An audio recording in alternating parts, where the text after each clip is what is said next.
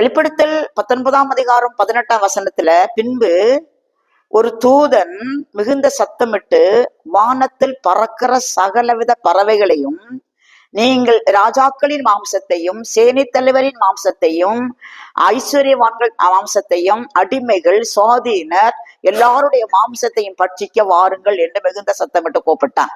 இது எப்ப நடக்கும்னா, அர்மதகோன் யுத்தம் முடிஞ்ச உடனே எல்லாருடைய பிணங்களும் கிடக்கும். எதிர்பார்ட்டியில வந்த, அதாவது ஒரு பார்ட்டி இயேசுவும் பரிசுத்தவான்களும், அவங்களுக்கு எந்த சேதமும் வராது. இயேசுடைய வாயிலேந்து வருகிற அந்த கற்குள்ள பட்டயமாகிய அக்கினியினால எதிரிகள் எல்லாரும் ஆண்டு போவாங்க.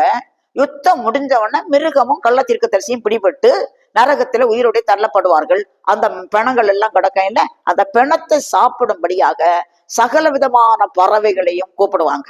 இந்த பறவைகள் வந்து இந்த மாம்சத்தை பட்சிக்கும். இதைத்தான் மத்தேயு 24ஆம் அதிகாரத்துல இயேசு சொல்வார், பிணம் எங்கேயோ அங்கே கழுகுகள் வந்து கூடும்.